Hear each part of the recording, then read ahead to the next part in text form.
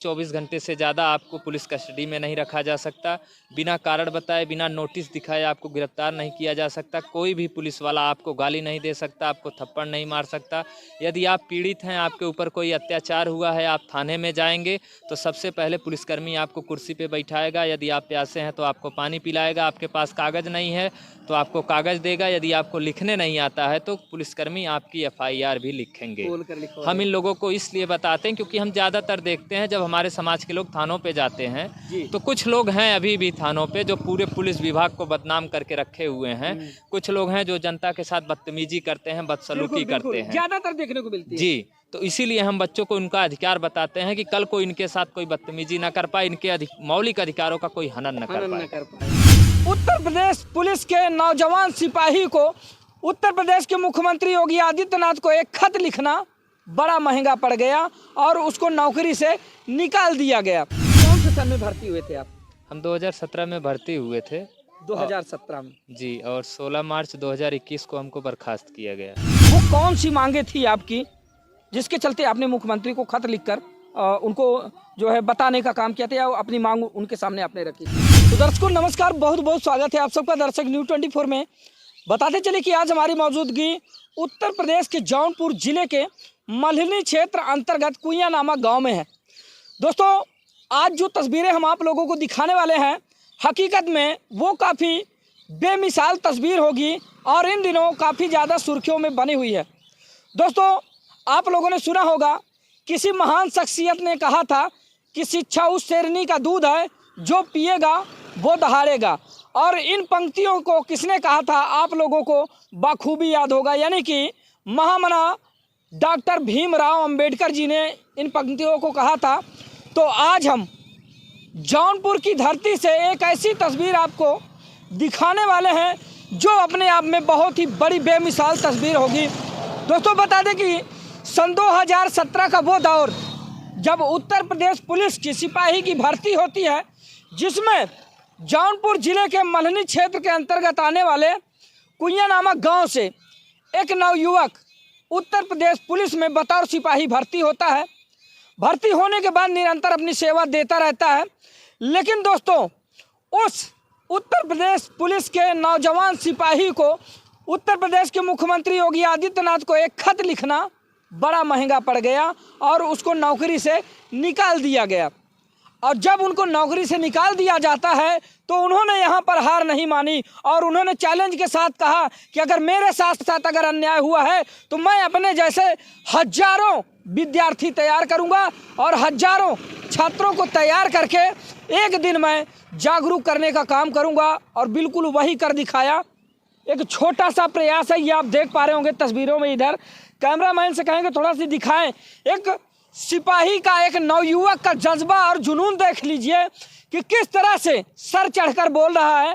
और चारों तरफ आप देख पाएंगे किस तरह से बाबा साहेब डॉक्टर भीमराव अंबेडकर जी का झंडा यहाँ पर लहराता हुआ नजर आ रहा है। जय भीम का झंडा यहाँ पर लहराता हुआ नजर आ रहा है। साथ ही इधर पंचशील का झंडा आप देख पाएंगे। कैमरामैन से कहेंगे थोड़ा सा दिखाएं। पंचशील का झंडा और वहीं पर भारतीय तिरंगा लहराता हुआ नजर आ रहा है। और एक छोटा सा प्रयास इन दिनों इस नौजवान का सुर्खियों में बना हुआ है। एक ऐसा प्रयास जो लोगों को सोचने पर मजबूर कर दे रहा है कि दरअसल इन दिनों जिस तरह से आधुनिकता में लोग खोते जा रहे हैं, शिक्षा से वंचित होते जा रहे हैं, लेकिन वहीं पर एक नवयुवक का जो जज्बा है, जो जुनून है, कुछ इस तरह से सर चढ़ के बोल रहा है। ये तस्वीरें आप देख पा रहे होंगे। अभी लेकर चलेंगे, उस शख्सियत से मिलाने का काम करेंगे, उनसे जानने का प्रयास करेंगे कि दरअसल उन्होंने ऐसा कौन सा गुनाह किया था मुख्यमंत्री को खत लिखकर, जिसके चलते उनको सेवा से बर्खास्त कर दिया गया, उनको सेवा से निकाल दिया गया। और उसके बाद जब उनको सेवा से निकाल दिया गया तो वो यहाँ आकर एक जंगल में, कहे तो खेतों में, एक छावनी छप्पर बनाकर इस तरह से अलख जगाने का काम किया है। बच्चों को इकट्ठा करके उनको शिक्षा देने का काम किया है। आखिर वो चाहते क्या है, उनकी विचारधारा क्या है और उनके साथ जो अन्याय हुआ है उसको लेकर वो क्या कहना चाह रहे हैं। तो यहाँ से चलेंगे दोस्तों। ये आप देख पाएंगे, ये खेतों की पगडंडियाँ हैं। यहाँ से उतरकर हम नीचे चलेंगे और ये आप देख पाएंगे यहाँ पर एक छावनी है, छप्पर है, जिसको गांव देश की भाषा में मड़ई बोलते हैं।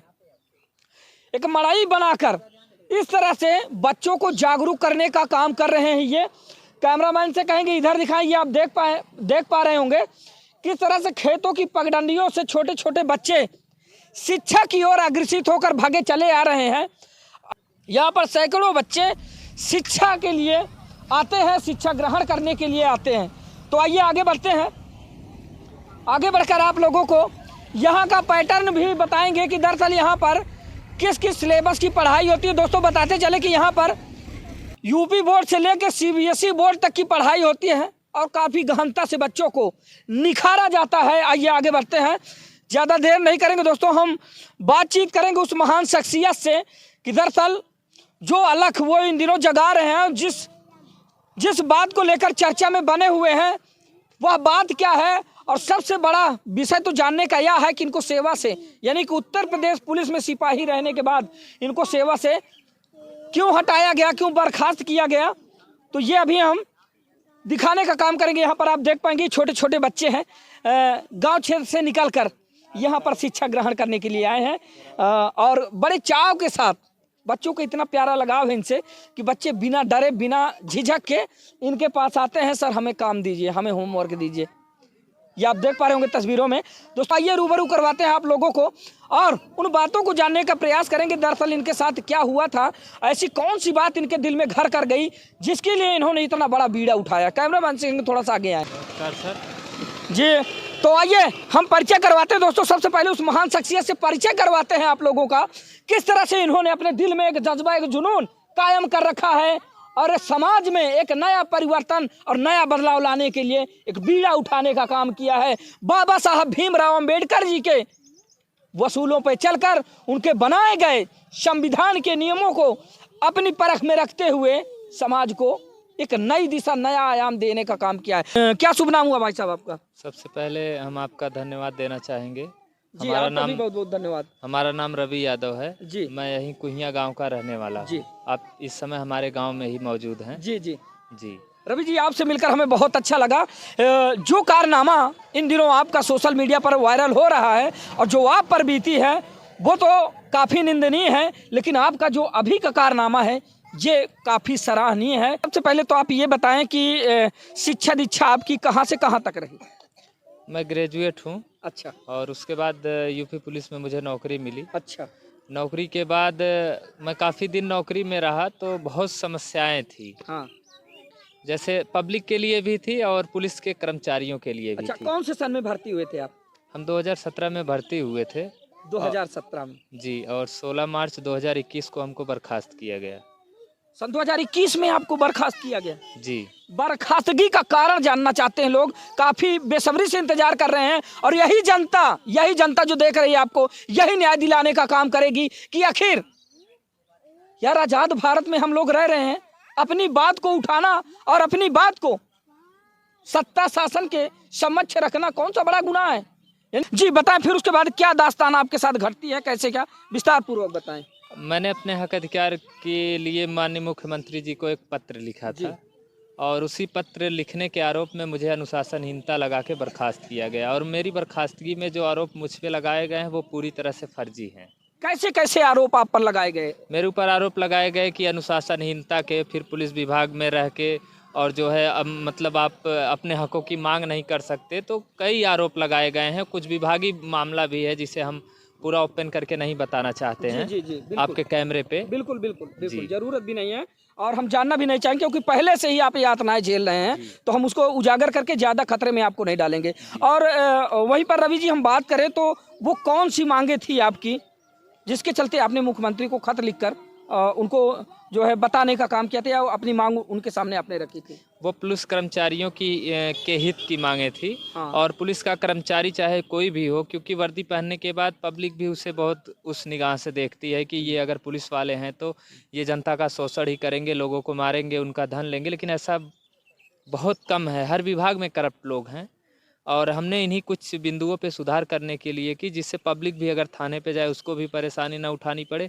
और जो सिपाही कर्मचारी हैं हमारे आपके परिवार के, बिल्कुल देश के ही बेटे हैं, वो भी देश के ही नौजवान हैं, उनके साथ भी कुछ गलत ना हो, उन्हीं कुछ बिंदुओं पे सुधार करने के लिए हमने माननीय मुख्यमंत्री जी को पत्र लिखा था। जी। और पत्र का जो जवाब मिला कुछ इस तरह से कि 4 साल ड्यूटी करने के बाद आपको 16 मार्च 2021 को निकाल दिया गया। जी पारिवारिक बैकग्राउंड क्या है रवि यादव जी का? जी, मैं मध्यम परिवार से हूँ, गरीब परिवार से हूँ। जैसे हमारे देश में तो लगभग SC ST OBC माइनॉरिटी के लोग आज भी गरीब हैं, और जो जी। है इस देश में आज़ादी के पहले भी गरीब थे और उनके ऊपर अत्याचार हुए, उन्हें हक अधिकार नहीं मिला। बिल्कुल। और संविधान के लागू होने के बाद ही हमारे लोगों को संवैधानिक अधिकार प्राप्त हुए, शिक्षा के अधिकार प्राप्त हुए, नौकरी में अधिकार और बराबरी का जो हक अधिकार मिला है संविधान बनने के बाद मिला है। लेकिन मुझे लगता है कि आज भी हमारे समाज को शिक्षा से, नौकरी से, हक अधिकार से वंचित किया जा रहा है। हमारे समाज का जो हक हिस्सा है कोई और खा रहा है। बताइए। तो रवि जी, जरा उस अनुभव को शेयर कर दीजिए दर्शकों के सामने कि जिस समय आपके परिजनों को ये पता चलता है कि हमारे बच्चे को आज सेवा से बर्खास्त कर दिया गया है। जी, दुख होता है, काफ़ी दुख होता है। मुझे भी जो है काफ़ी दुख हुआ कि मैंने अगर अपने जो है अधिकारों की मांग की तो इस पर तो मुझे बर्खास्त नहीं करना चाहिए था। यदि आप नहीं कर सकते हैं हमारे अधिकारों की पूर्ति, यदि आप हमारे पूरे हक अधिकार को नहीं दे सकते हैं, या आप जो है चाहे आपका कोई भी काम हो, अगर हम आपसे रिक्वेस्ट कर रहे हैं अपनी मांगों को लेके, अगर हम कोई मांग कर रहे हैं तो आपका भी दायित्व तो होता है आप उस पर सुनवाई करें। अगर आप पूरा कर सकते हैं तो पूरा करें, और नहीं तो आप हमें मना कर सकते हैं कि पुलिस विभाग में ऐसी कोई सुविधा नहीं है जो हम आपको नहीं दे सकते। बिल्कुल बिल्कुल जी। यानी कि इनके कहने का मतलब ये है कि अगर हमने आपसे कुछ मांग की ही थी साहब, तो उसके बदले में आप बर्खास्त ना करके हमें बता देते कि जो आपकी मांगे हैं वो हम पूरी नहीं कर सकते या फिर हमारी गाइडलाइंस में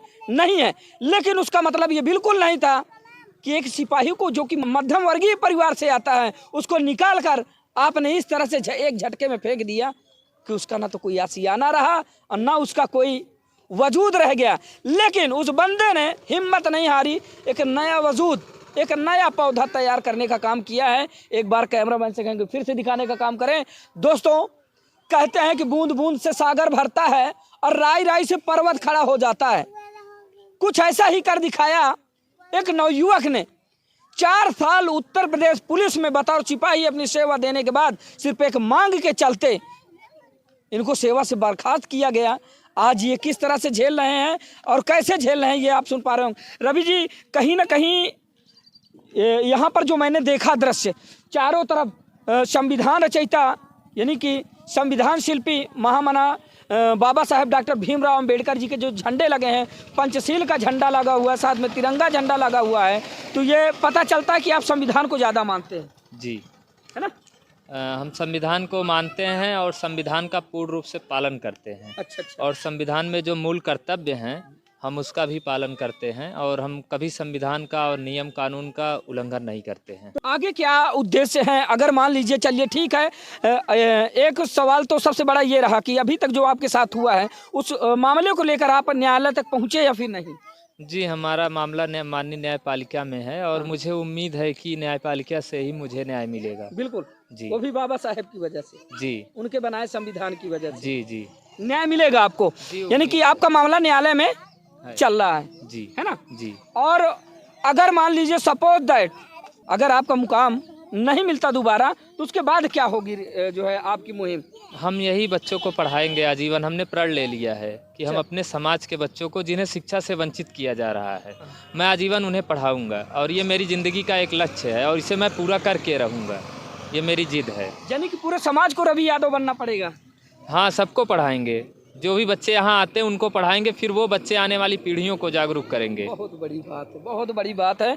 दोस्तों, इधर देखिए भारतीय संविधान और इधर देखिए फायान, यानी कि इधर आप देखेंगे IPC दंड प्रक्रिया संहिता, यानी कि संविधान साथ में लेकर जिस तरह से महामना संविधान शिल्पकार बाबा साहेब डॉक्टर भीमराव अंबेडकर जी एक हाथ में पुस्तक रखते हैं, ठीक उसी तरह से रवि यादव जी भी पुस्तकों को हाथ में रखते हैं जिसमें कि बाबा जी के बनाए सारे मूल मंत्र लिखे हुए हैं और उन मूल मंत्रों के तहत ये काम कर रहे हैं। कम से कम इस बात पे आप जाएं, एक बार विचार करें कि आखिर इनके साथ जो हुआ है वो किस हद तक उचित है।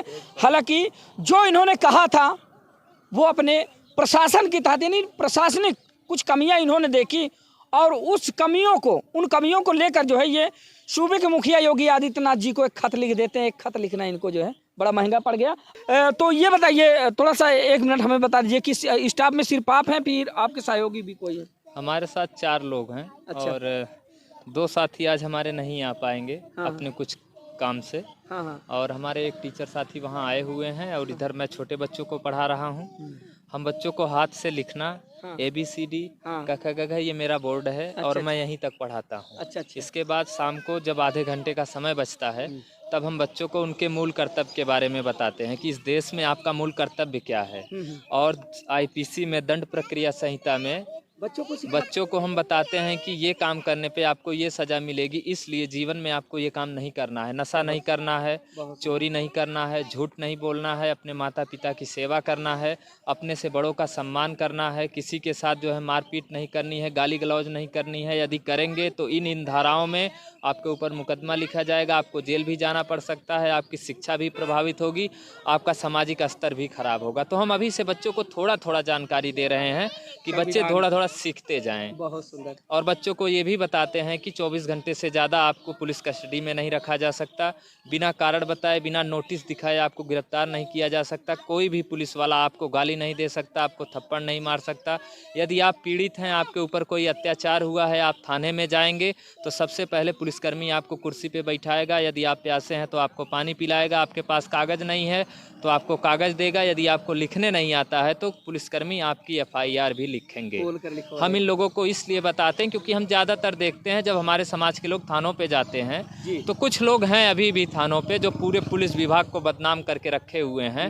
कुछ लोग हैं जो जनता के साथ बदतमीजी करते हैं, बदसलूकी करते हैं, ज्यादातर देखने को मिलती है जी। तो इसीलिए हम बच्चों को उनका अधिकार बताते हैं कि कल को इनके साथ कोई बदतमीजी ना कर पाए, इनके मौलिक अधिकारों का कोई हनन न कर पाए। जी दोस्तों, जिस तरह से रवि जी बता रहे हैं वो बातें आप सुन पा रहे हैं। और जिस दिन ये पूरी फौज तैयार हो गई तो वो दिन ज़्यादा दूर नहीं जब सैकड़ों रवि यादव निकलकर समाज से बाहर आएंगे और समाज में एक नई अलग जगाने का काम करेंगे। सिर्फ यूपी बोर्ड या फिर CBSE बोर्ड या फिर किस स्तर तक के बच्चे यहाँ पर क्वालिफिकेशन? हमारे यहाँ यूपी बोर्ड और CBSE बोर्ड दोनों बोर्ड के बच्चे हैं। हमारे यहाँ लगभग 45 बच्चे CBSE बोर्ड के हैं। तो अच्छा। उनको इंग्लिश मीडियम में पढ़ाया जाता है। सब आप लोग मैनेज करते हैं जी। और किस स्तर तक के बच्चे? 1 से 1 से 10 तक है। 1 से 10 तक जी। इंटर में 5-6 बच्चे आते थे लेकिन स्टाफ न होने के कारण और जगह न होने के कारण इसलिए हमने बच्चों को रोक रखा है। उन बच्चों की हम लोगों ने कहीं और पे कोचिंग करवाने की व्यवस्था कराई कि आप वहाँ जाइए, आप पहले अपने जो बोर्ड की परीक्षा है, जल्द है, नज़दीक है, उसको पास करिए, फिर आप अपना भी समय यहाँ दे पाएंगे। तो रवि जी, इस बीच में आपको उपेक्षा और हिलना से भी गुजरना पड़ा होगा? जी, वो तो सबको झेलना पड़ता है, तो उन चीज़ों को नज़रअंदाज किया जाता है। जब आप अपने लक्ष्य पे काम कर रहे होते हैं, बहुत सी चीज़ें आती हैं, रुकावट का कारण बनती हैं, लेकिन हमें उससे घबराना नहीं चाहिए। हमें अपने लक्ष्य के प्रति ध्यान देना चाहिए।